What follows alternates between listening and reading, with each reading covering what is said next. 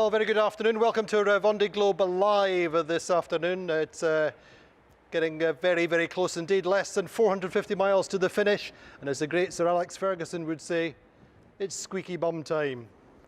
So Charlie Dalin, impeccable as always. We talk about him being a Figaro, or this being a Figaro race now in the final miles. Well, really, he's approaching Cape Finisterre. He's in his back garden. He's had successes in this in the Bay of Biscay so many times. He knows the battleground backwards. But the stakes for Charlie and everyone else have never been higher. Boris Herrmann's up to second on the standings just now. He's sailing a slightly more moderate course, not taking as many risks as the boats in the north. Louis Burton still going north to connect with Thomas Riong and Yannick Bestaven. And so the dice really are rolling at the moment. The strategies are playing out. And all the time, the elephant in the room is the time compensations. We have the estimated time of arrival for Apivia is tomorrow evening, and then just a matter of hours behind. Who knows who's going to be second and third. Bestaven just now is 300 miles west in terms of longitude of Boris Herrmann, for example, but he will bring in the wind for sure, more breeze coming in from the west, and we're looking at a very, very close finish. Anything really is possible. My guest today, we have Marcus Hutchinson, the project manager for Thomas Riong, with us on the plateau. Marcus, welcome. Thank you. And we also have Will Harris of Boris Herrmann's Malizia team with us in England. Will, how are you? Yeah, very good, thank you. Very interesting. I'd imagine it's a little bit painful being at a distance, or maybe you're cool, calm and collected. Yeah, well, I mean, you know, the way the world's working right now means it's pretty difficult to get to the finish out in France. But, you know, with technology nowadays, I can follow the race just as closely. And I'll be able to wish Boris a big congratulations once he arrives in the finish in the SAB remotely. So I'm sure we'll find a time to celebrate eventually. Indeed, in safe circumstances. We'll join you in just 1 second. We're going to look at the standings just now at midday today. And as I said, Charlie Dalin on top. His margin just now is 86 miles over Boris Herrmann. Boris is in second. And in terms of relative speeds at the moment, Boris doing 14.9 knots, Charlie doing 14, slightly less wind towards Cape Finisterre just now. Louis Burton in third, but doing 16.6 knots, still heading almost due north as Louis. And he's 104 miles behind. And a gap back to Thomas Riong. He's doing 17.4 knots. He's 274 miles behind Dalin just now. Yannick Bestaven in fifth, doing 18.9 knots. So the quickest, as we would expect, given his position, the quickest off the top five just now. And he is at 319 behind the leader. Damien Seguin going very nicely just now, 15.9 knots. He's 361 miles behind the leader, and he's having a great battle with Giancarlo Pedotti. Damien with, of course, the straight daggerboard boat, the 2008 boat, keeping Giancarlo Pedotti at bay on the foiling boat. Giancarlo is doing 15.3 knots, and Damien doing 15.9. So a great match there. Jean Le Cam in eighth, doing 17 knots just now. He's 515 miles behind the leader. So all in all, keeping his delta with the leader just now. Benjamin Dutroux going nicely in ninth.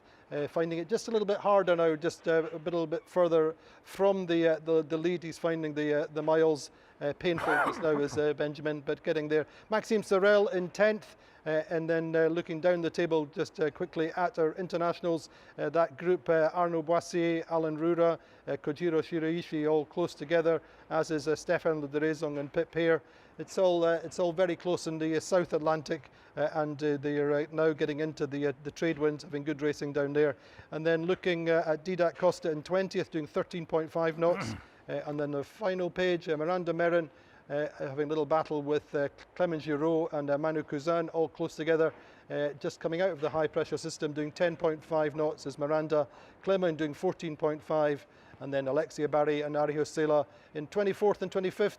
They, of course, came round Cape Horn and are just to the southeast of the Falklands just now. So, Marcus Hutchinson, how are you living this finish? You look calm on the outside. Well, it's a pretty unusual situation. There's no question about it. But I think you know, we're all living an incredible race. It's been an incredible race so far, and it's saving perhaps some of the best for the last.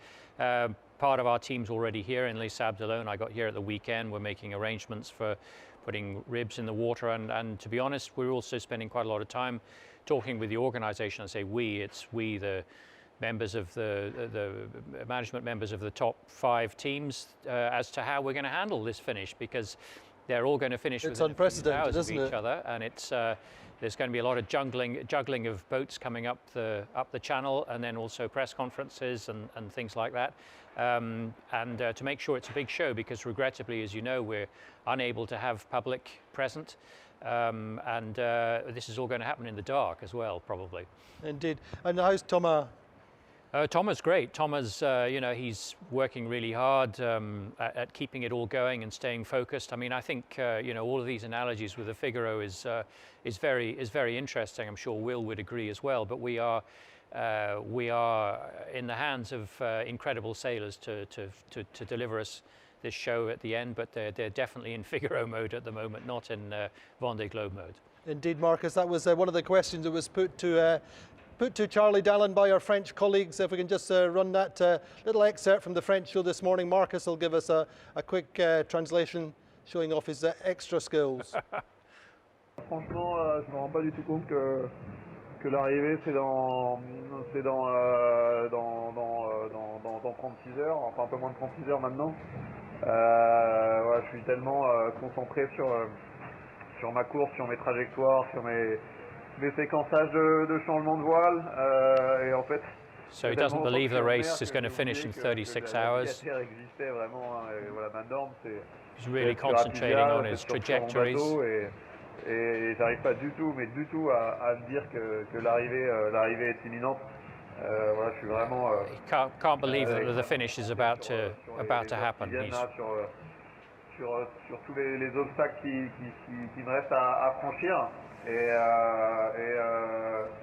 Et voilà, c'est un peu mon état d'esprit du moment. Écoute Charlie, j'ai envie de t'embrasser, j'ai envie de te pousser, j'ai envie d'être avec toi à bord pour que tu pètes cette régate. En tout cas, lâche rien, moi je pense et j'y crois, je pense que ça peut le faire. You can still do it. Jan Elias telling Charlie, keep going, you really still can do this. Mes ondes me rappeler des bonnes ondes de victoire de la Transat Jacques Vabre ensemble en 2019. I remember sailing with you, Jan, when we won the Transat Jacques Vabre in 2019. Une pensée positive, une dynamique positive but if you want to put a real positive dynamic in it, like when we sailed together. Toutes mes choix de trajectoire, mes manœuvres d'ici la ligne d'arrivée. And really take care with all of my Tu as la sensation d'être un peu en mode solitaire du Figaro, dans la mesure où il faut gérer la pression, il faut gérer le sommeil. Voilà, comment tu gères ce dernier run? Are you in a Figaro race with regard to sleep? Complètement. Je suis dans mon terrain de jeu. C'est le golfe de Gascogne. Voilà, je connais mieux le golfe de Gascogne que mon propre jardin. In this situation, I know the Gulf de Gascogne, the Bay of Biscay really well. Depuis 10 ans. I've been racing in these waters with this kind of pressure for the last 10 years. I know how to handle it. C'est ma zone de navigation This is my patch. que je connais le mieux, c'est sûr. I know it the best. Une zone de navigation que j'ai vraiment sillonnée dans tous les sens en Figaro. I've crossed it in every direction possible in Figaros. D'être sur une dernière nuit, d'une dernière étape and I'm living this like exactly like that. Last 24 hours, last night at sea, as in a Figaro race. Perfect. I mean, he's saying he's in his backyard. He's 4 times on the podium in the Figaro class, consecutive La Solitaires. He's in his backyard, isn't he? Totally. He's totally at ease in that situation. He knows how the weather behaves. He'll have studied this a gazillion times, and the pressure side of it and the psychology of it, and separating from the fleet, knowing what the options are, what the risk management options are. He's all over it. So I think he's, and as Thomas said yesterday on your show or on the French show, you know, he can see from the outside that Charlie and to a certain extent Louis and Boris, they're sailing really cleanly, no mistakes. Good choices, and you know, for somebody who's not in control of their destiny like Thomas, he's got to wait for mistakes to be made ahead, which is not happening. Perfect, Marcus. Let's a little response from Will there. I mean, we're talking about it being in his backyard. The Cape Finisterre has got a particular weather system to its own. It's a little bit of an acceleration zone there, Will, isn't there? Yeah, it's a very interesting part of the course now. Cape Finisterre, which is kind of where Charlie and Boris as well is both look like they're kind of heading towards. It's not really typical. The wind isn't really typical to what's predicted on the forecast. You can usually expect to see a big wind shift as the wind kind of curves around the corner of the headland. And also you can probably expect to see 30 to 40% increase on the forecast. So although we have all these routings showing these ETAs, really it's going to be reading between the lines of these kind of ETAs of when each boat will arrive and kind of picking out what kind of Charlie has of this local knowledge around Cape Finisterre of what the wind is actually going to do around there and how that's going to change his routings and his positioning compared to the rest of the fleet. But it was really interesting to hear him talk there about his trajectory, you know, kind of meaning how am I pointing towards the finish line and at what speed am I pointing towards it? And that's really the game here. The boats that have gone to the north, they've spent less time pointing towards the finish, although later on they're going to have better wind and will have a very good speed towards the finish, whereas Boris and Charlie have kind of got more of an average. They're jibing back and forth and they're sailing a shorter course in towards Les Sables d'Olonne. And what's your evaluation of the situation then? You're doing the routings every possible minute, I would imagine. Yeah, I mean, it's you can't really take your eyes off it at the moment. It really is down to how each boat performs. You know, like I say, we've got these routings which are based on predictions of the speed of the boat at different wind speeds, and we've got the forecasts which produce the routing as well. And it's basically going to come down to the finest details in these forecasts and kind of the polars, the expected speeds of the boats, that's going to determine it at the finish. So it's really too close to say at the moment, but I think it's going to come down to a few hours. Let me come back to you in a minute, Will. We're just going to look at our big picture weather view, starting off in the South Atlantic, but then looking at the longer term routings and situation in the Bay of Biscay. So briefly running through the situation in the South Atlantic, still quite complicated, becoming a little bit clearer in places. Starting towards the back of the fleet with Alexia Barry and Ari Husela. Now they are just down here, approaching the southwest of the Falkland Islands. A little bit of a system coming in for them just from their west, but generally fairly easy conditions, good conditions for making miles. Then up here, this group here, which is Miranda Marin, Manu Cousin and Clement Giraud, little trio here, just coming out of the South St. Helena high pressure system, getting into the easterly breezes, whereas up here off Fortaleza and Recife on this corner, we have this main group of 6 boats, and they're in the southeasterly trades, going quite well. And again, as we've said over the last couple of days, it's very much a power battle, as it were, with the boats with the foils going a little bit quicker than the older boats. So Arnaud Boissy up in front, Alan Rura behind, and then Kojiri, and then the older boats in closer to the coast just now with Pip and Didac in there as well. And then he has been struggling at the doldrums with us, Jeremy Bayou, starting to emerge out of the doldrums, and he should have a reasonably decent passage in the northeasterly trades and should progressively catch Roman Atanasio. So that's the situation in the South Atlantic and just into the North Atlantic, of course. And then let's look at this animation. Now this is the situation at this afternoon. Let me just show you here. So we have Charlie Dalin here. We have Louis Burton up here and Boris in the middle, and then up in the top there you have Thomas Rion and Yannick Bestaven coming in from the north. And you can see the difference in the wind fields. Here we have a more southwesterly breeze, slightly stronger just now, maybe 15-20 knots, a little bit lighter and certainly patchier going into Les Sables d'Olonne on a more direct route. So let's run the animation just a little bit and see how it goes.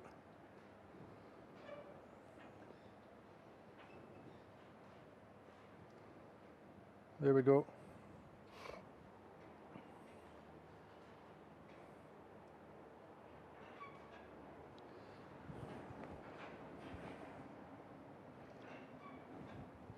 So we see it's extremely close as they come in, but Dalin getting the advantage in.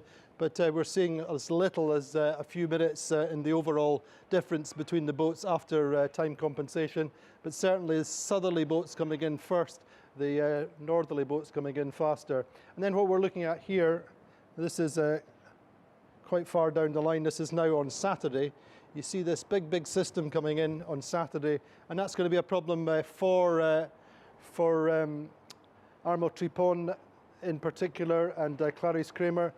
They're going to be caught by this big system. They may have to wait and see it go through because it's 45, 50 knots and big seas are coming into the Bay of Biscay, a big storm. So they may have to wait for that to go through. But all the stress, all the pressure at the moment in the front of the fleet, and it's going to be an extremely close finish. So I think we all expect a close finish then. Will Harris, tell us a little bit about the kind of sail choices and the sail inventories that we know people have coming into this stage of the race. Yeah, so I think it's likely that both Charlie and Boris, and probably Louis as well, depending on when he jives, will all be on downwind Jenica sails, so sails that are specifically designed for jibing back and forth. Boris has a C3 Jenica, and Charlie has something similar. And then there's a slightly different choice for when the wind goes up. Once the wind's above 20, 22 knots, Boris has a kind of a fractional Jenica of about 208 square meters, and I think Charlie's is a bit bigger at about 230. So there's a bit of difference in choice there, especially with these foiling boats. You see a bit of a difference. And then when you look at Yannick and Thomas, with their kind of trajectory coming into the finish, they're probably not going to be jibing back and forth. It'll be more of a direct broad reach, and they'll be looking to get their boats up and going and on the foil as much as possible. So that will probably be a code 0 sail, or maybe even a J2 if the wind's sort of up at 25 knots of breeze, and really they'll just be trying to sail as fast as they can towards the finish. Marcus, Thomas has been particularly quick all the time, really, hasn't he? Except when he's on his unfavoured foil. I mean, that must be especially frustrating. Yeah. We looked at the stats actually yesterday, given to us in the editorial team, and his stats are amazing, you know, in terms of the consistency of his speeds. Look, you know, Thomas unfortunately lost his foil. He was the fastest boat. I think he still is the fastest boat in 24 hours on the race so far, in the trades on the way down the Atlantic.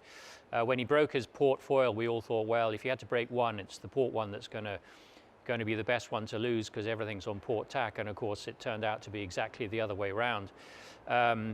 He learned how to sail two boats during this. So when he's on starboard tack, he's sailing a completely different boat to port tack. And I think the fact that he lost that foil quite early in the piece, he spent quite a lot of time working out what worked and what didn't work. And so he's probably had a lot more time to learn the two boats that he has to sail. And so as he's gone on, we've seen that he's been, I would say, less and less uncompetitive, let's put it that way, as opposed to more and more competitive on starboard tack when he's not been sailing with his foil. And he said himself, you know, when it gets windy and it's VMG, I don't feel handicapped at all on starboard, or, you know, relatively speaking. But there's no question, we saw in the trades on the way up that he was really struggling compared to others. So that was when the situation disappeared for him. I mean, the foil aside, anything else you would have done differently, or? We would have sailed more, we would have asked for more time, but the reality is, I think if we had told Thomas before the start that he was going to finish within 5 or 6 hours of the first boat crossing the finish line, he'd have said, I'll take that right now. That's a huge result.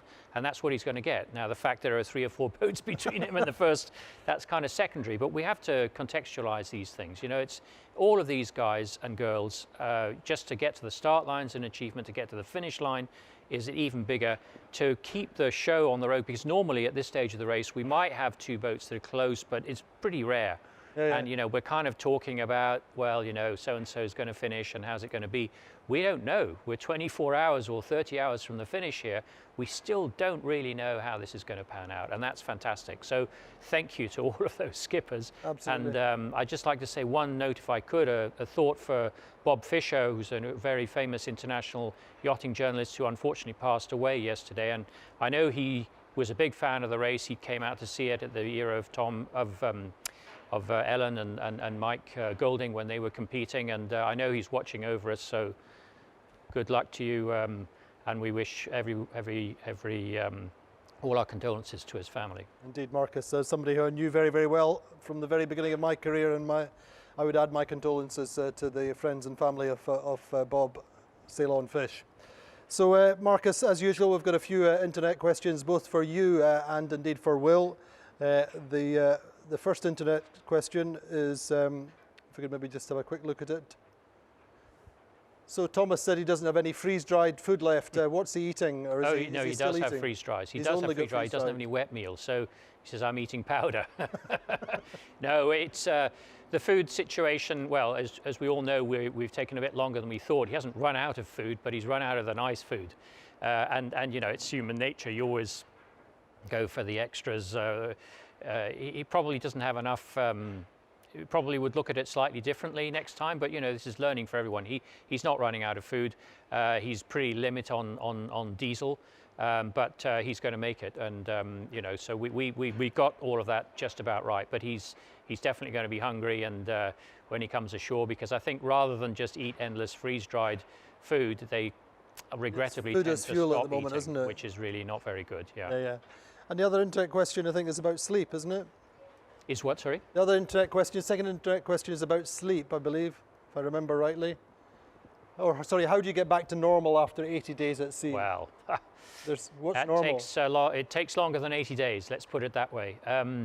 What is normal nowadays? I think the concept of normal between the start and the finish, even for us ashore, has evolved somewhat. So in Thomas' case, well, his family's all here. He's going to be in a kind of a rather strange and surreal, like all of the skippers are, for the first few days after they finish. And then there is the adaptation to getting back to the dare I say it, the drudgery of everyday life in these times of COVID and the restrictions and things like that. Plus, obviously, we're coming back to winter. The weather's not particularly good. It's dark early. We have a curfew in France, so that's going to be complex for them. It's going to take time. Now, for sure, if you win the race, you're in a buzz, a whirlwind of media for the next week or two or even longer. For everybody else, there's partners to see and sponsors and things like that. But the reality is they need to take a break quite quickly afterwards to refresh their heads and things like that, because for quite a few of these skippers, well, there's plenty more to do in 2021, but it takes a long time.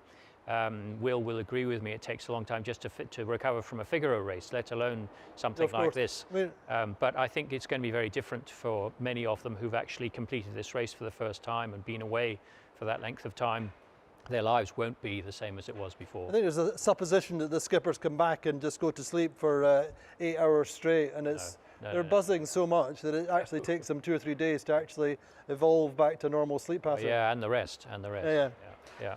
Listen, we have Damien Seguin this morning. We had a quick chat with him, and this is Damien. He's in this battle with Giancarlo Pedotti, the Italian skipper, very, very close. And this is Damien this morning. It was not easy to find the good road to the finish line in the North Atlantic, but I think I've done the good choice. The good dive at the right moment. So now I can fight with Giancarlo. It will be very interesting because in the straight condition he's very fast, but I will fight as I've done since a long time, and I have all my sails, all the sails I have in the mast, and go on. We will see at the arrival. We will indeed see the arrival. Will Harris, a few words about the race of Damien Seguin on an older daggerboard boat. He's doing a fantastic job. Sailed a really smart race the whole way around. You know, he is in this older boat, one of these non-foiling boats, which kind of at certain angles could mean up to 20% disadvantage in speed, but he's really just chosen all the right paths. And in terms of weather and strategy, that's exactly what you need to do. And sailing, you know, a more direct course, and also thinking about how his strategy might change compared to a boat that has foils, for example. And that really shows that he's been sailing his own race, and you know, kind of isn't following anyone else in the fleet. He's analysed it himself and made some very, very good decisions. It's going to be quite tricky coming into the finish. They've kind of got this big, strong wind coming in, and it's going to be quite a close fight there with Giancarlo for him. And you think, Marcus, one of the things with this race now, I mean, all the way through, everybody's still got a race, don't they, pretty much? You know, just like the Figaro, again, will agree with me. No matter what your level is, you will find people within a Figaro fleet to compete against. You always have, and very often you choose to go and be close to somebody, stay relevant, and not fall off the boil. So it's fascinating. So it's a global situation for solo offshore racing. Is what we've got here. Figaro and Vendée Globe are becoming one and the same thing. So that's pretty much what we have for you just now. Let's have a quick look at Pip Hare. Pip Hare has had a problem with an allergic reaction to the UV, believe it or not, after 80 days at sea or so. And I think it's also partly caused by her jellyfish sting. But and so, in fact, Pip's been doing a lot of her sailing outdoors in the night. And this was Pip on Medallia last night. It's night time, and so I am finally allowed outside, and it just feels unbelievable to have just this breeze on my skin. Feels so cool. I've been hot and clammy all day, just kind of nipping out to sort the sails and then going back down again just to try and keep the sun off my skin. But tonight, look, we've got a hazy moon lighting the way. I mean, you don't really need any light, any torches or anything at the moment. It's beautiful sailing. It feels great. I've been trying hard all day to get Medallia going and actually done a bit of tweaking just before dusk, and we seem to have found a bit of a groove, so we're going nicely. But you always feel like you're going a bit faster at night time anyway. And it's just great. So I'm off the coast of Brazil, past Salvador now, so I'm just on a TJV delivery back home again. Heading up to the equator, just trying to choose where I'm going to cross the equator at the moment. So I want to try and get as far to the east as I possibly can, so that I've got a slightly better angle in the trades. But I want to avoid stopping if I can. And actually the benefit now of having these boats in front of me, as long as they don't get too far ahead, is that I can use them as our little testers to see where the breeze is or not. But for now it just feels really, really good to be making some solid mileage north. And in less than 600 miles, I'll be at the equator, which is just crazy. This part of the world has gone really quickly. It's great. So that's Pip here going nicely and in the dark on board Medallia. Marcus, thank you so much for joining us. Will you be here next week? It's up to you. You might be back home, but there's a lot of water to pass under the bridge before then. Will Harris, I think you'll be on our commentary team for the finishes? Yes, to be talking about how close it's going to be at the finish and probably doing some quick maths at the same time. Well, you're the man for that, Will. All the best and the best of luck to your team and to Boris.